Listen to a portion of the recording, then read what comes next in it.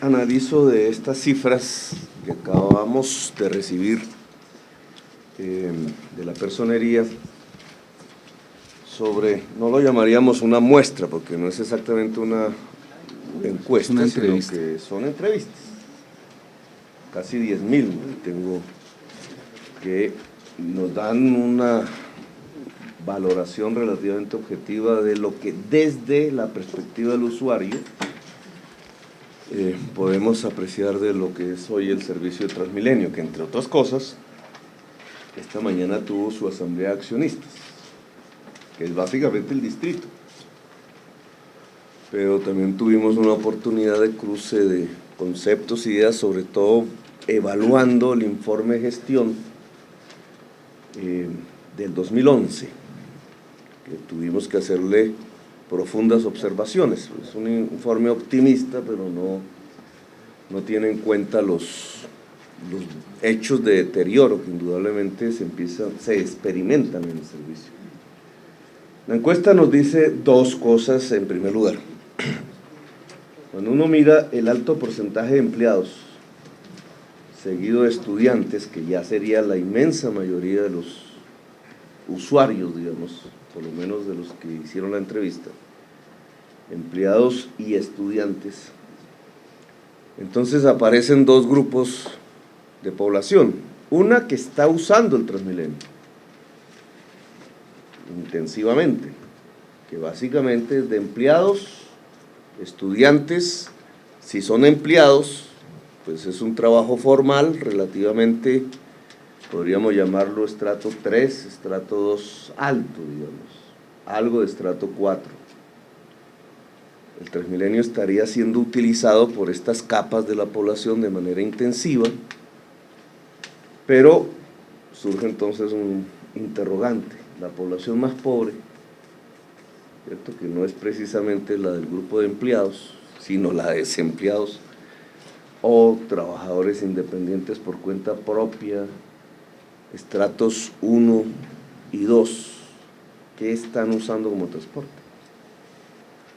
Otras encuestas podrían dar respuestas. Están caminando, se están quedando en sus casas, que es terrible desde el punto de vista de la pobreza, porque le quita la facultad de buscar la salida de la pobreza por sí mismo. Están usando el transporte tradicional o combinaciones de todas ellas, pero no están llegando al Transmilenio. Y eso tiene un lado positivo y un lado negativo. El lado positivo es que la demanda de Transmilenio podría aumentar sustancialmente, más de lo que hasta ahora ha aumentado, si las capas populares de la ciudad de Bogotá empezaran a usarlo. El lado negativo es que no hay infraestructura para tanto, es decir, que eso podría ser y mejorar completamente el servicio solo si la infraestructura del Transmilenio crece por lo menos en la misma dimensión de la demanda. Interrogante que queda para el plan de desarrollo, porque hemos hecho una propuesta que el Consejo validará en su momento, en 2 meses ya, alrededor de lo que llamamos la red Transmilenio. Ya no las troncales separadas, incluso por fases, sino la red. Es decir, que todas las troncales, incluidas la 68 y la Boyacá, puedan estar interconectadas, y en esa medida, al aumentar la infraestructura, pudiéramos dar el salto a incrementar sustancialmente la demanda de los buses rojos. Ahí viene el segundo tema.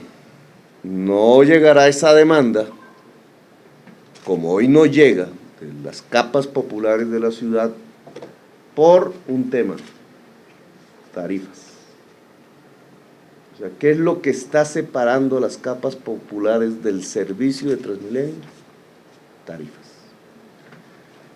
Si uno va a la capa de la población que sí está usando Transmilenio, entonces aparece una segunda variable que ustedes han identificado, y es que para las personas que hoy usan Transmilenio, lo fundamental es el respeto, la comodidad, el buen trato. Digamos, la variable comodidad, pero medida no en términos de confort, yo voy en un asiento abullonado, sino en términos de que sea humano el trato allí, la forma de moverse dentro del Transmilenio, es lo fundamental para las personas que hoy usan el Transmilenio. Entonces, desde la perspectiva del usuario, las entrevistas nos dan mucha claridad al respecto. El tema comodidad es fundamental. Para la perspectiva del que hoy no es usuario, pero podría serlo desde las capas populares, el tema fundamental es tarifa. Y para las capas más altas de la población, que no son usuarios del Transmilenio y que usan intensivamente el vehículo particular, pero no tenemos aquí un medidor de eso, o sea, los que usan intensivamente el carro, que son los responsables mayores de la congestión, porque no son los buses, son los carros, el tema, hay que auscultarlo más, puede ser sustancialmente comodidad. Eso abre un escenario de reformas, de discusiones que ya están. Abre el escenario no solamente de un marco operacional diferente que es responsabilidad de la empresa pública Transmilenio, de un marco tarifario diferente que en el fondo es responsabilidad de la administración y el consejo, pero también abre la necesidad de lo que llamamos la renegociación, ordenada en primera instancia por el tribunal, está en segunda instancia en el Consejo de Estado, sí. Pero el ambiente, por lo menos en los operadores de Transmilenio, es positivo al respecto. Digamos, ellos ya incluso han constituido su equipo negociador, nos corresponde a nosotros lo propio, pero estas variables son las que se ponen en discusión en la mesa. ¿Cómo el sistema de transporte en Bogotá logra más comodidad y al mismo tiempo menores tarifas? Cualquier economista o analista de finanzas dirá, esos son contradictorios. Hay que lucharlos. ¿Cierto? Nos van a decir, más comodidad sí se puede lograr, pero eso lo vuelve más costoso, luego más tarifas. El juego difícil al que entramos en esta renegociación es encontrar las fórmulas que permitan más comodidad y menores tarifas para quienes no usan el Transmilenio, más comodidad para que se mantengan los que están en el Transmilenio y para que logren seducir, que es la fórmula mágica de la descongestión, a los usuarios intensivos del carro particular para que se suban a un bus, y yo espero que a un metro y a un metro ligero. Pero esas son las discusiones que se abren inmediatamente en la ciudad de Bogotá respecto al transporte. Dejaría ahí. Gracias, alcalde. Más infraestructura. Segundo elemento, tarifas. ¿Qué es lo que nosotros hemos propuesto? Tiene que ser discutido con el Consejo. No necesariamente está en la renegociación con los operadores privados, aunque podemos hablar del tema. Bajar tarifas significa subsidios, es decir, desligar la tarifa al pasajero de lo que se llama en los contratos la tarifa técnica, que es el costo operacional del transporte en Bogotá. El subsidio la desliga.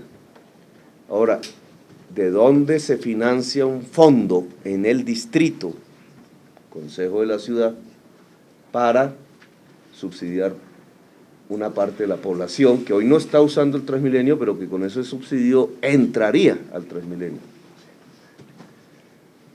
Nosotros hemos propuesto varias alternativas, entre otras el parqueo en calles y entre otras los cobros por congestión, pero es una discusión para abrir, pero yo creo sustancial eso. ¿Cómo se logra más comodidad?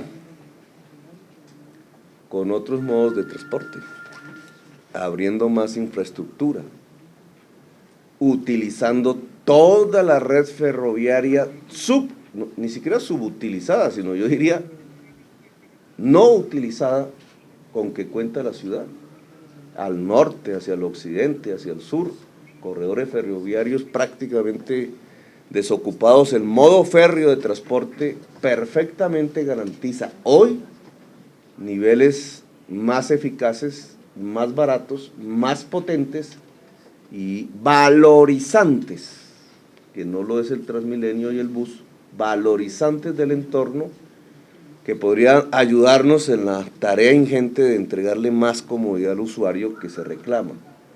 Cambiar el modelo de estaciones. Esto tiene que ver con el respeto, el trato. Digamos, nosotros lo que tenemos es jaulas. Otros sistemas de transporte, y el SITP lo contempla, de lo cual no hemos hablado, que la estación esté en la acera. Cuando usted tiene una estación en la acera y no tiene que encaramarse para coger un bus, que para el joven de pronto es hasta posible, pero ya muchas capas de la población tienen dificultades en encaramarse para coger un bus. Si uno coge el bus en la acera, ¿qué hace? Que el transporte es más humano. Que una persona mientras espera un transporte se toma un tinto en la tienda, en el negocio de la esquina, como sucede en la mayoría de las ciudades. Que los tratamientos, digamos, del ser humano son respetuosos, son dignos, y entonces el sistema de transporte se vuelve más amable para él. Simplemente ocasionando un cambio tecnológico, y es que el bus no sea de cama alta, sino de cama baja, y que por tanto la estructura de la estación varía completamente, porque al ser de cama baja se puede usar la acera. Pero estos son temas porque obviamente la presentación de la personería simplemente nos induce a pensar y a iniciar una discusión pública, uno de cuyos elementos es propia de la administración, se puede hacer ya, se está haciendo, pero otro de los elementos nos arroja a repensar los contratos del transporte, por tanto, con la operación privada, iniciar un proceso de renegociación de los contratos. Alcalde, pregunta Kenneth Torres de Canal Capital, y se prepara Federico Ortega de la FEDER. Alcalde, el directo para Canal Capital, estos indicadores que se están presentando el día de hoy también van a ser fundamentales cuando empiece a funcionar el sistema integrado de transporte público. Mire, es que ya está interrelacionado. El primer bus rojo que entre a la 26, que yo hubiera querido que ya entrara, ya es SITP. El primer bus que entre a la 26 ya está bajo la fórmula contractual SITP, es decir, ahí ya comienza el proceso, que es progresivo, no lo podemos hacer de una vez, que tiene varios interrogantes, que ya en su momento iremos discutiendo. Pero el SITP empieza cuando el primer bus rojo entre a la 26.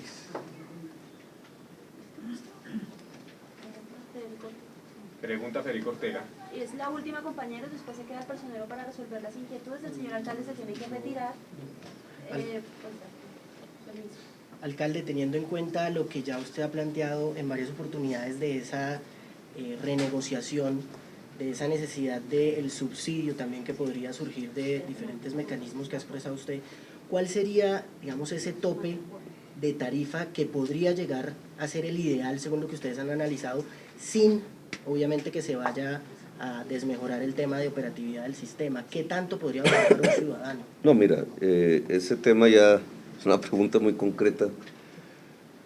Yo solo te daría unos elementos, digamos.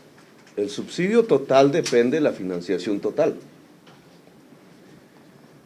Si el Consejo aprueba una serie de fórmulas que les vamos a proponer para financiar el fondo de subsidio, pues el monto total de esos recursos será el que determine el monto total del subsidio. Primero. Segundo, El subsidio no me parece que debe ser generalizado a todo aquel que se suba al bus, sino que el subsidio debe privilegiar unos núcleos poblacionales. Esos núcleos poblacionales, en mi opinión, es el estrato 1 y 2 de la ciudad, la juventud estudiante de la ciudad y la población en condiciones de discapacidad o tercera edad que sea de estrato 1, 2 y 3. Porque el que tiene con qué pagar un bus, pues puedes ayudar a subsidiar. Ese es un segundo criterio del subsidio. ¿Qué fuentes de financiación puede haber? Parqueo en la calle, el pago en el parqueo en la calle, que hoy no tenemos. Tenemos un sistema de concesiones de parqueaderos que no le están entregando a la ciudad prácticamente nada. Entonces, cambiar ese sistema, el parqueo en calle, nos daría un recurso importante anual, corriente. La zona de congestión, que el gobierno nacional no ha reglamentado, es el artículo 90 del Plan Nacional de Desarrollo, pero que si reglamenta, la primera ciudad en utilizarla sería Bogotá. En todas las ciudades del mundo que se ha utilizado, ha podido reducir el transporte de vehículo particular entre el 30 y el 40%, es decir, es el sustituto del pico y placa, pero dependemos del reglamento del gobierno nacional. Y hay una tercera que me gustaría estudiar, esa tiene que ver con los contratos, y es que el distrito, en la medida en que ha hecho la infraestructura, participe de la propiedad, pero no en el sentido de que se vuelva operador y controle empresas de operación, sino en el sentido de que por lo menos, hoy es un 4% lo que le llega al mal contado al Transmilenio, es decir, al distrito, por la operación, después de invertir billones de pesos en la infraestructura.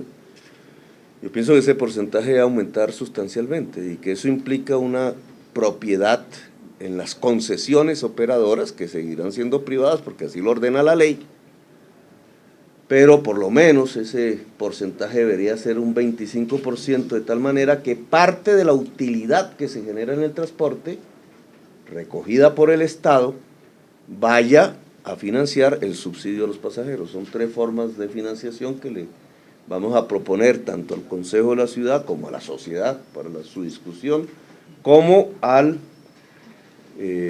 los operadores en la negociación. Hay una cuarta posibilidad que depende del gobierno nacional, y es que el subsidio al transporte en la economía formal para salarios de 1 y 2, salarios mínimos, que cada año negocia el gobierno, a principios de año, que los empresarios pagan al trabajador en efectivo, en su sueldo, se pueda pagar por parte del empresario al trabajador en las grandes ciudades, o por lo menos donde haya sistema integrado, en tarjetas de transporte, lo cual implicaría una ayuda en la financiación de todo el sistema de transporte público, pero esa ya es una decisión que sale completamente de nuestra competencia, es del gobierno nacional. Alcalde, y para financiar la nueva infraestructura, por ejemplo, carrera séptima, que también es necesario. Toda la infraestructura en el plan nacional no, en el plan distrital, pero que hace parte del plan nacional porque hay una cofinanciación, ¿sí? Parte de los recursos nacionales, digamos por virtud de la ley, nos ayudan a financiar la infraestructura, nosotros decidimos cuál.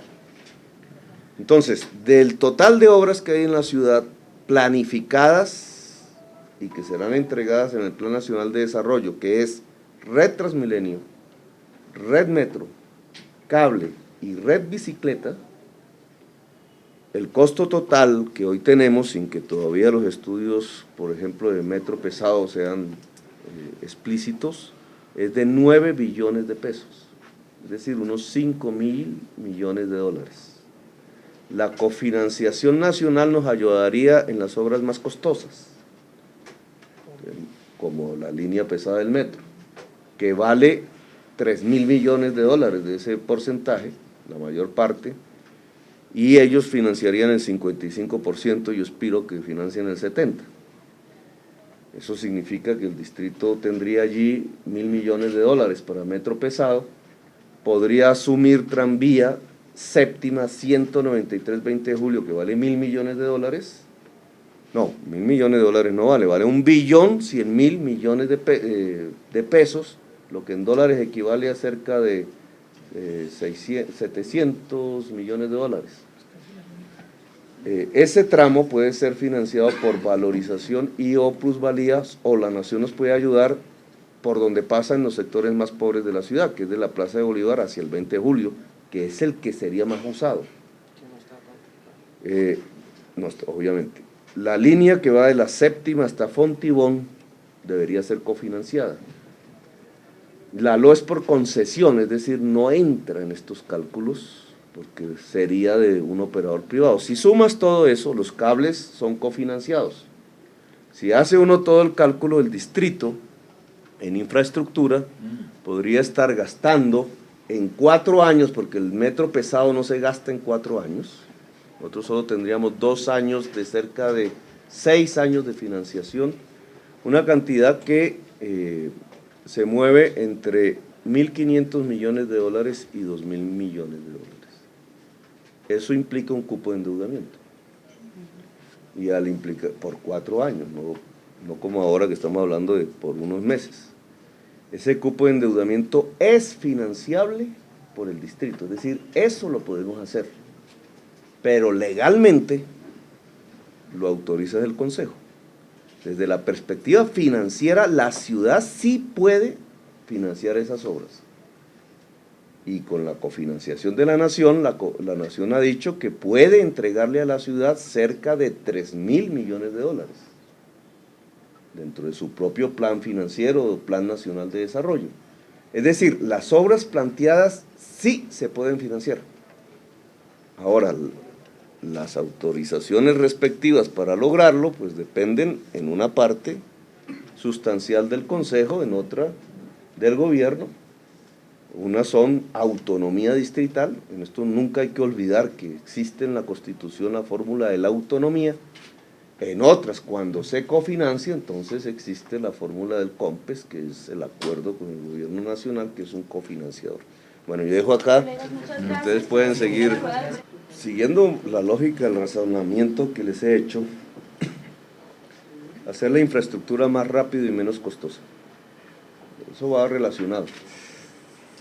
La valoración del informe Transmilenio año 2011 es que al final del gobierno anterior, aún sin entregar las obras, se construyeron 20 kilómetros de Transmilenio, de un proyecto que mide 300 kilómetros, puede que ahora menos, porque se han corregido algunas de las ideas iniciales, pero digamos, es absolutamente, si una sola administración solo construye 20 kilómetros de un proyecto de 300, pues extrapolando estamos lejísimos de terminar, y aquí a que terminemos, los problemas que se acumulan en el sistema pues van a colapsarlo. Entonces, uno de los propósitos es hacer una infraestructura menos costosa, que significa más rápido, y al ser menos costosa y más rápido podemos hacer más. El indicador de eso es kilómetros de BRT o Transmilenio. La administración ha propuesto Boyacá, 68, e intersecciones entre todas las actuales troncales hasta la Boyacá que nos permitan lo que yo llamo la recta. Ese es un salto en la cantidad de kilómetros. La sola avenida Boyacá, ahora no tengo el dato exacto de kilómetros, es más que la 10ª y la 26 juntas.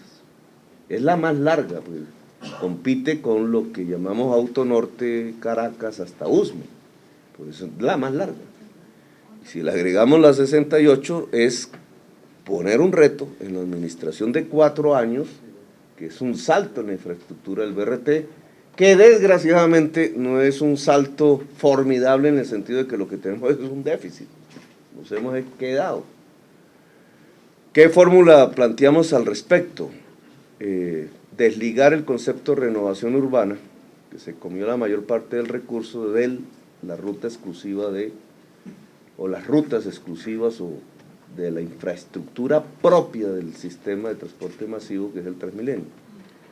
Hemos planteado dejar la losa, definitivamente, y volver a nuestros asfaltos, pero mejorados, que reduce costos y sustanciales. Y hemos dado una instrucción muy precisa al IDU de valorar lo existente. Y voy a hacer una disgregación. Todos nosotros teníamos en la cabeza, por ejemplo, que había que tumbar el Coliseo. Las pruebas técnicas de resistencia en el Coliseo Cubierto, al Coliseo Cubierto determinan que hoy la estructura del Coliseo Cubierto es más resistente que cuando se construyó. Y entonces la idea cambia, ¿cierto?, al respecto de esa infraestructura. Todos sabemos que la Boyacá y la Sexta son vías que reciben permanentemente y desde hace años tractomulas. Si reciben desde hace años tractomulas, ¿por qué no pueden recibir Transmilenio? Ahora, esto no es una opinión, esto hay que estudiarlo. Entonces, unas pruebas de resistencia nos pueden decir qué tanto de la infraestructura actual tiene la resistencia y la capacidad, no necesita ser cambiada, sino mejorada. Y obviamente esto significa costos menores y tiempos menores. Pero el sentido común lo diría.